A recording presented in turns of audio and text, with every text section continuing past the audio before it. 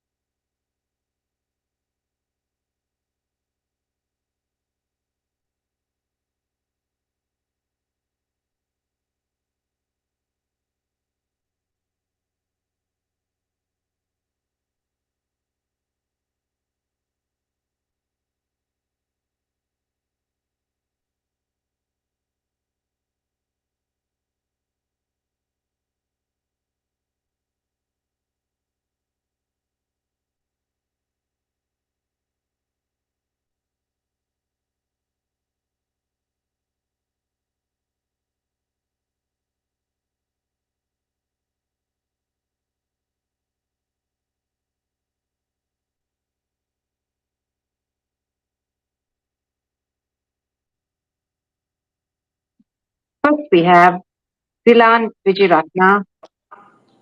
Dilan Vijayaratna is a Yeah, solution architect and the head of engineering of UPay at STB. STB, he is also the innovationist. He was the innovationist at NTB from 2017 to 2020. Hello, Dilan. Hope you are doing well. yeah, I'm doing well. Thank you for inviting me. This I think it's very exciting, and yeah, thanks. Welcome to the show. And then next we have Jetro Fernando, who is working as the assistant manager for in strategic relationships at HealthX Digital. He's passionate about films and looking forward to become a filmmaker as well as an entrepreneur. All the best with that, Chitro. Welcome to the show. Hi, thank you very much for the warm welcome. This is my first time in the Flipside series. So, looking forward to gain more knowledge. Brilliant. So my first question is for Dylan. What makes this book different from other books which have been written about Apple and Steve Jobs? Well, I think there are many YouTube documentaries and books, online articles about Apple's success, how it's been, succeed and how it's started. But this book has written by someone who has committed to do that. It's written by Ken Segal. He's the former creative director of Apple, and he has closely worked with Steve Jobs. And he has written his experiences. For example, his dialogues which he had with Steve Jobs, how they have achieved certain projects, and when it's certain things like iPhone and iMac and Apple TV, these things are when at conceptual level. He has worked with Steve Jobs to make these things true and bring these amazing products to our lives. So this book is about experience of someone who has really committed to build this amazing company and products as well. So I think that's why it's become very special when it comes to this book and when compared to other books which is about Apple. Another thing is, I think as I remember page number 13 of this book, it says what is this book called is about, like it's questioning itself, he's questioning himself, is this a marketing book or else is this a strategy book? He says no, it is not, it is all about how someone or organization can think simple and do simple things, because simplicity is the basic fundamental of having sophisticated product or maybe a great product. So that's why it's very special for me. I think those who are interested to read about this book and this book, they'll also feel same, I guess. Yeah, that is why I think. Thank you very much, Dylan. Jethro, who is William Mckibben, and how can we relate his life and experiences with us? Yes. So to begin with, William H. McKibben is basically he's a admiral who served in the U.S. Navy for about 37 years. So during his time of service, he had command at entry level, and finally he was a four-star admiral as a commander of all U.S. Special Operations Force, and currently he's serving as the Chancellor of the University of Texas System. So, personally, William H. McKibben, being a Navy SEAL, he had to go through a lot of hardships and challenging situations, which actually molded him to the person he is today. So, in this book, the author he teaches us valuable life lessons from the situations he had gone through, and also from situations that he has seen of his mates or his friends or his batchmates have gone through. So he clearly explains this using practical real life examples of it, which might be easy to read, but when we start following it, I'm pretty sure it could make a very huge impact in our life as a whole. So when you look at the tagline of the book, Make Your Best, so it says little things that can change your life and maybe the world. So this tagline actually justifies the whole content in the book simply. But when we start relating this to our life, we will know how much it would take or how much it would make sense for us to follow those steps and start creating a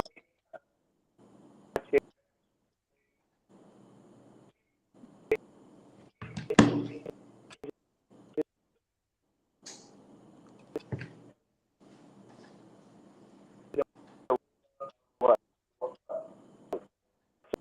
So, uh, basically, this book is very closely related. I would also like,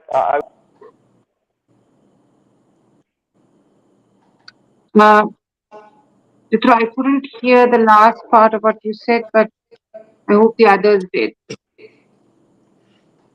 Uh, Let me continue with Dylan. Uh, what can you take out of this book, Dylan? And what was the experience you have, um, you know, Well, while reading this book? What kind of experience did you gain? well, I would say I have read.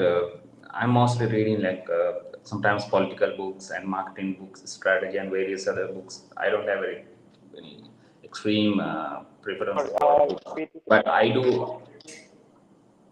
Yeah, Please yeah. continue. I continue. So, but when compared to other books, this was I would say a turning point of my life as well, because I have met the author, the Ken Sekal, in 2012 or 13. I have met him in a training program. So I had personal time with him. Like I got few piece of advices also from him. So I think because of that personal experience also, this was a very turning point of my life, because the books tells you to be genuine. You know, the books, the first chapter of the book also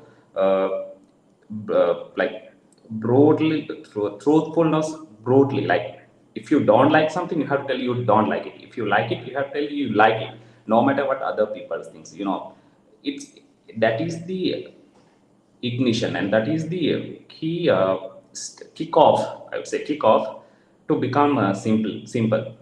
It's a lifestyle, so you can't practice in organization simplicity, or else you can't make a product simple if you don't have passion to become simple, and if you don't have simple lifestyles. If you think too much, or maybe if you think very complicated stuff but doing nothing, and you are, too many chefs spoil the soup also, you get nothing. So in that case, this book is something that teach you how to become genuine, and be honest with people, and be passionate about what you do. If you don't like to do something, you don't have to do it, because that wastes your time and other people's time also. And also, like, people who have worked at Apple, so they are really passionate about the product. So if Steve Jobs is passionate about the product, so other people are also passionate about the same product. If not, they can't survive within the organization. For example, there was certain incident, like according to this book, when they are developing a product. I'll tell, like, when they are doing the first iPhone and even the Apple TV, so they were considering what makes Apple product unique, because they always want to do something unique and sophisticated. So they figured the Sony is doing much better TVs, and their picture, like, display quality is really high. But what they have figured, Ken has figured is Sony TV is having, even though they have good displays, Sony TV is having 52 buttons in their remote control. Then Ken did a remote control with 3 buttons, which can perform same operations again. Then they got this much better display from other vendors, and they did it Apple TV and various other products, various other concepts, because they devoted this simplicity. Because the book says that simplicity was within their DNA. So that lesson you can learn in a much better way with this book, and this book tells you real examples, and like true incidents they have faced when they, and challenges also when they are doing a simple product and things simple. So I think the key learning of this book is, for me, it's being genuine and simple, and think honest. Yeah. Interesting. Uh, and it's interesting that you've met the author, and that that makes all the difference. When you Yeah. read the book, it's like a friend Yeah, then talking to it you. becomes personal also. Exactly, exactly. Right, Jethro. This is for you. How do you think starting your day with an accomplished task would affect your overall productivity? Yeah. I'd like to begin at, I'd like to start answering this question from the author's point of view.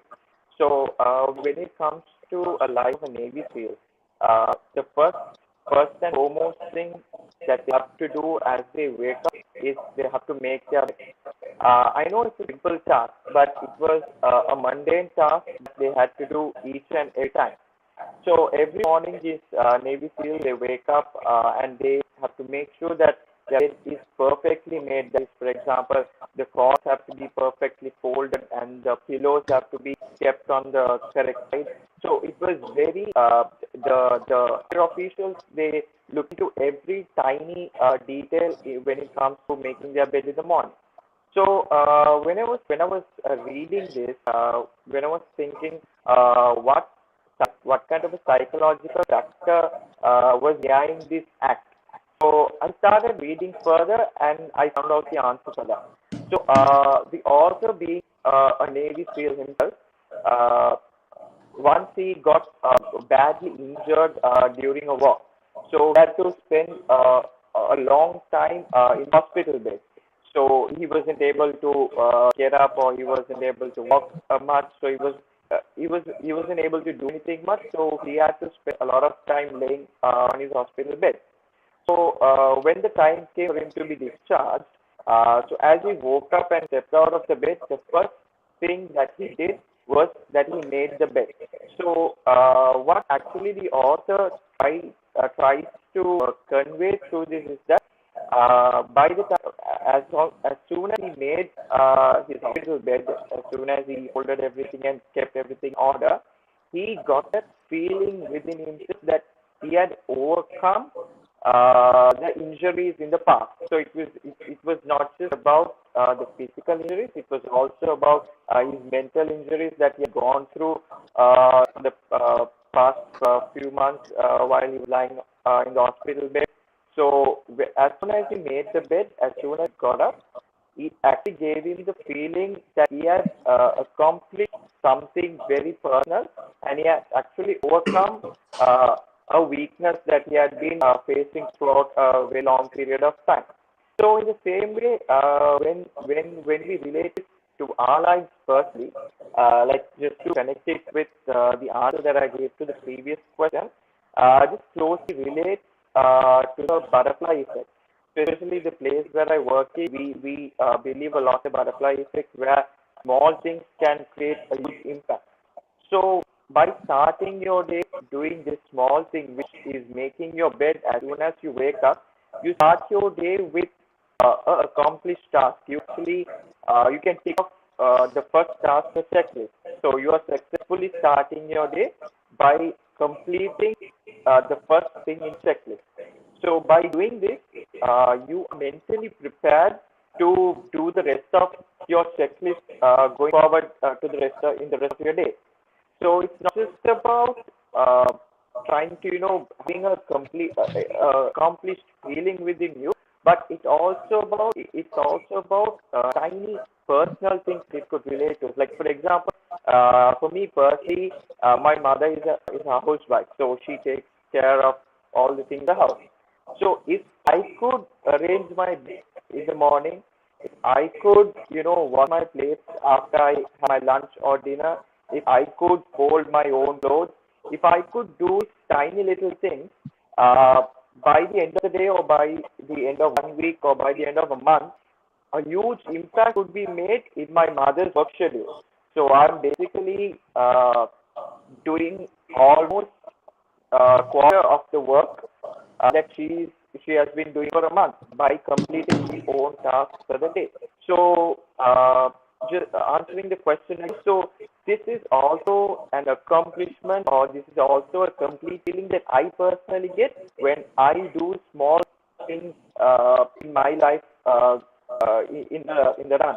So I would also encourage the audience here, if you guys have not been making it, if you guys have not been looking into these tiny little details in your life, from tomorrow you just start once. Just try making your bed in the morning.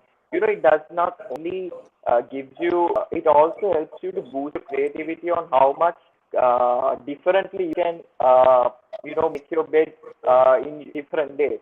So maybe you can fold your bed sheet, in a triangle shape, or you can fold your bed sheet in a rectangular shape. So it also helps you boost your creativity early in the morning, which also helps you to keep running for the rest of your day. Yeah.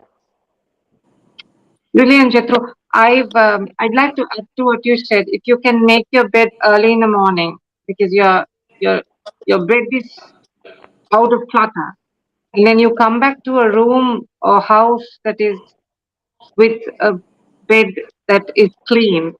So you're returning back from a day after, let's say, a lot of challenges, and then you come. Imagine if you come to a room that is cluttered, that's going to again make all the difference. So just that Totally agree. simple habit can, yeah, energize you throughout the day. And when you return back home, I think you are back to a really, good start again. And then you can start Very all true. over again. The next step would be a better one. So thank you for that. Um, uh, this is for Dilan. Now, can any organization or person practice what this book says? The answer is yes, but there are when it comes to Sri Lankan organizations. So we as a country, we have a set of corporates here, but when it comes to complexity with our corporates, I don't see much because even Apple is a very large company. It's more than $100 billion company, but even though that they think they are a startup, but with my experiences with local corporates here, so when they are grow enough to establish well established in locally, they think they are corporate. They get the corporate mindset. They don't get the startup mindsets, because with startup mindset, what happened is you get small teams. Small teams means always well motivated and well skilled and expertise team. So they get OKR, like objective key results, not corporate KPIs. So in that case, they get very small deliveries and minimum viable product very faster, and they can move very faster. But with so simplicity has to come with the culture itself, from the leadership to bottom and bottom to leadership, both sides. But I don't see much in Sri Lanka, but I see set of organization, even though in Sri Lanka, I mean new gen organizations, they do have a startup mindset when they get enough investment, and they don't think like they are, they don't get this corporate mindset suddenly overnight. And with my previous place also, we had this mindset. We had a separate place called Caffeine Labs, and we were used to do a prototyping, accelerating ideas, minimum viable products, and bring things to market. If that failed, that's totally fine, because we don't make much investment and rework, and it's a continuous process. So this culture and this attitude has to come from the leadership of the organization. And if I mentioned about the personal life, leaving corporate side alone, if someone's willing to practice and have a simple life, it's always profitable. Then you don't need to have, a huge commitment which you can't even commit, like pay huge car lease or maybe house rent or things like that. When you're satisfied with simple things, and you always live calm and stress without stress. And eventually what happened is you get enough savings, and you get enough abilities to do new things and experience new things, and you enjoy the real freedom of life. Yeah. Yeah. Very applicable to the current situation, Dylan. Yeah, sure. As a Owning country a also, what? bicycle is less stressful than owning a car nowadays, no? Yeah. I Yes. have a car, but I don't drive it now, because I used to cycle a lot when I'm schooling. I had a cycle, but when I got a corporate job, I had not enough time to ride my cycle. Now I'm having But enough now you can. time to use my cycle. Yeah. So it's all the choices that we make, I think. Sure. Jethro, uh, something related to how Dylan ended, you can start. How can you prepare yourself to push your limit and achieve the extraordinary? Yes. So just to start the question again with a real life example from the author's point of view. So when it comes to the training period for Navy, so when it comes to a point, they are challenged with a lot of physical events like long runs, long swims, and a lot of obstacle course. So when they fail to meet the needed standards in these events, these fields will be put into a list called the circus. So basically, the circus means the ones who don't perform well will be given an additional 2 hours of workout to make them more tired and more active, and to break down their spirit and force them to quit. So when you're put into the circus, it will be very hard for them to cope up with the events or the trainings that they have the next day, because additional 2 hours of additional workout. Again, they have to go to bed and wake up in the morning, and their body will be full of fatigue, and they won't be able to cope up with the remaining events for the next day. So, but one of the most interesting facts here is that almost everyone who went through this circus, who were constantly under this circus list, were the ones who really turned out to become successful in the future. If they are the ones who actually eventually became more stronger physically and mentally, I would say. So this pain that they went through by doing the circus, it helped them to build the inner charisma and they were made more physically resilient. So, comparing to the current context, I would say where all freelancers are facing right now. So, our lines we need to go through a lot of hardships, failures, or challenge situations daily. So when you take about 5 or 10 years back, now and then we had to, face a little bit of crisis. But now every day is like facing crisis. You either face a full crisis one day, the next day you face.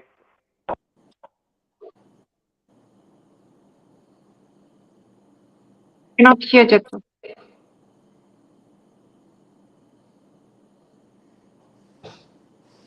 Continue.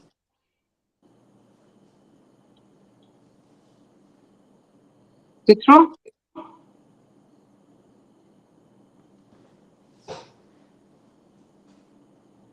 Jethro, can you hear me?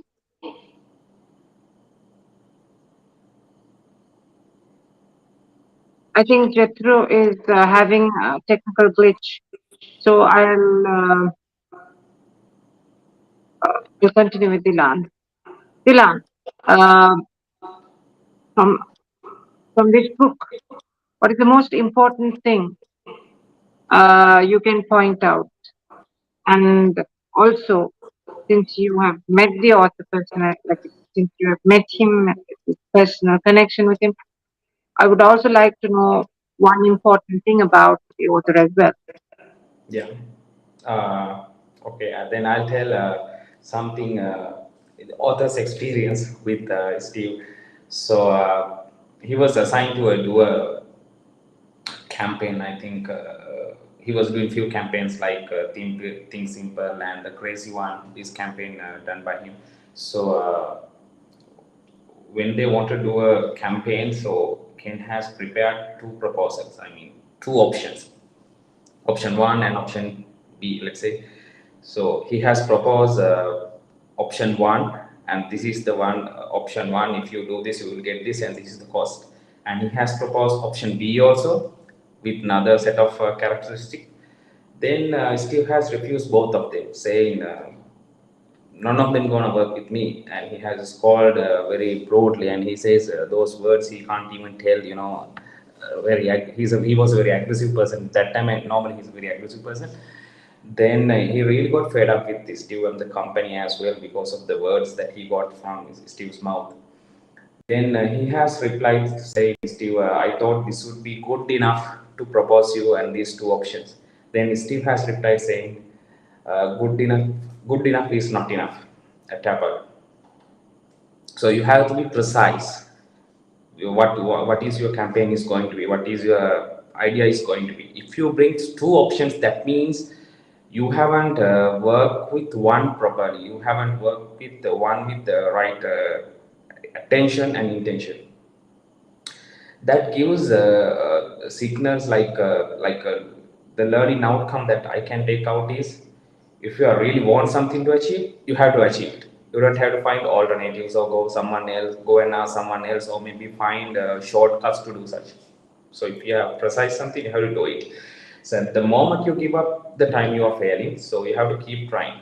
So developing a simple product is always sleepless night, and it's really hard to do because it still says once it still says doing a simple things is harder than doing a complex thing. Because I think you have seen this aircraft pilot room. It's having a lot of buttons, switches, meters. It's very complicated than driving a car, right? So seeing that for external person might be something like, wow, it's wow. But for the person who drives that, it's really complicated. But if you have an airplane, just a switch on button and fly and take off and land. That's it. Just maybe three buttons. So that's really simple. So anyone can fly that. But in order to achieve that, it takes a lot of commitments, and it's really hard to do such. And when it's compared to that, it's really easy to do aircraft with lot of and thousands of buttons. So if someone really wants to do that, doesn't mean it can't be done, but it's who don't know how much commitment it requires, but you have to keep trying. So that is something Steve and the company also expected. Always get the simplest solution, and don't worry about the time it takes or maybe the commitment it takes. You have to work hard. So when you have a clear idea what you want to achieve, you can't find alternatives or maybe excuses or exceptions. So that's something really important I see in this book.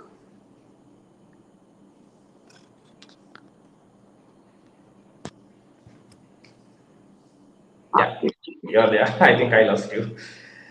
Suddenly I disappeared and then I was wondering what's Yeah, going yeah. on. I think internet had enough of me and kicked me out. I think Right.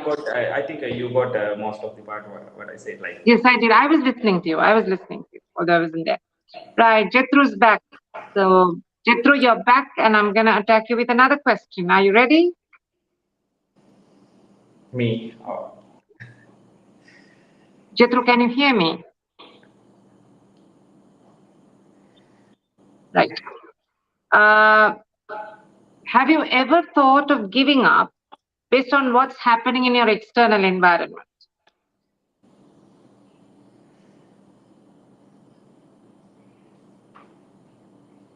Can you hear me, Jethro?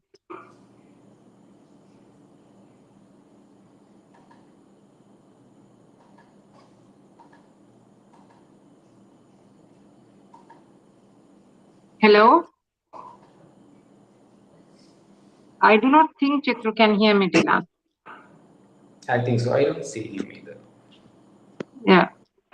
So shall I ask your final question and I'll wait for Jethro to sort out his problem? Yeah, go ahead. Yeah, sure. Yeah.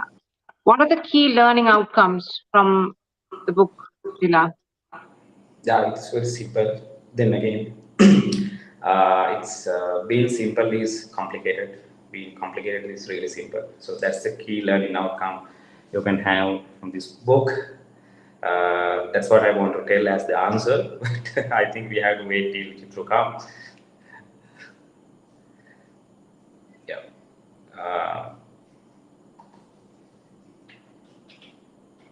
Uh,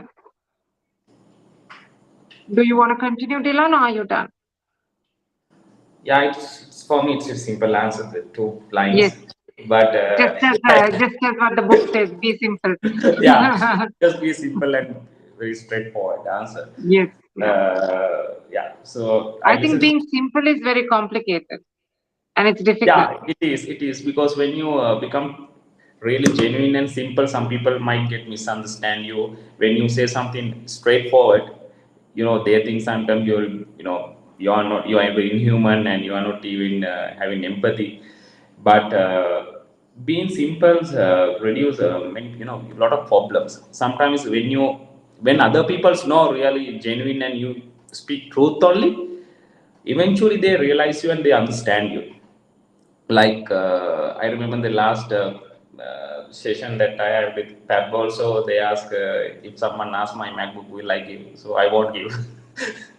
I don't give. So everyone knows around me. I won't give. Then they won't ask me because answers are very straightforward. So doesn't mean that I'm having any personal conflict or maybe issues with the person. Just that's my decision. That's because of my career and the confidentiality that I have with my works. So I can't give. So if someone asks my car for a ride, so I won't give. I won't give because I have a set of reasons. If someone asks my other vehicle, I might give. Likewise. So when you have very straightforward and simple answers, the first time they might misunderstand you, second time they might hate you, and third time they like it because they always having credibility and accountability in that word and responsibility also. So yeah, that's it. I think Yeah, I think, and that reduces a lot of miscommunication and misunderstanding as well because you're straightforward and clear with what you. that is true. Yes. In that case, you don't have to tell answers like we'll see or maybe I'll like Yes. you don't have to give a very complicated True. answers. Yeah, it saves your time and other person's time as well. Exactly. And reduces a lot in terms of speculations. Yeah, true. I have experienced that many times. True, true. Jethro, can you hear me now? Jethro, can you hear me?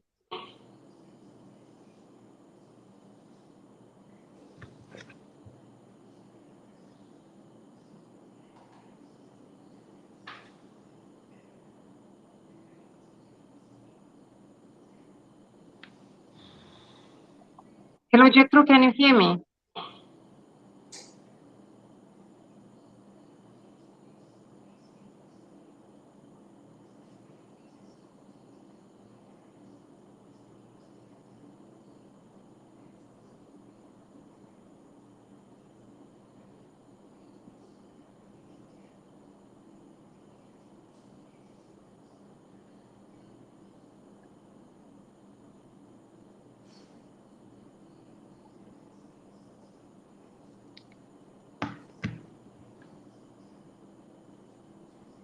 I think we have issues with Jethro, and time is also kind of up, so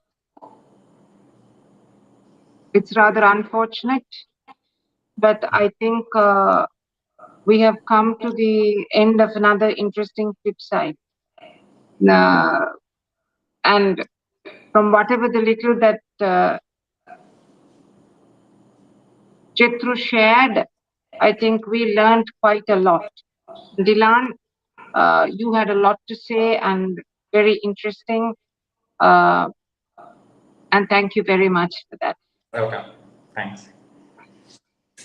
And with that, we conclude the Flipside Webinar Series organized by PAB Sri Lanka.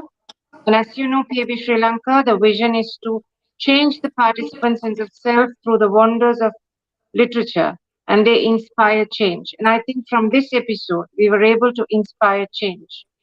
Thank you so much once again to the presenters and all of you who joined in. Hope you guys have a wonderful week.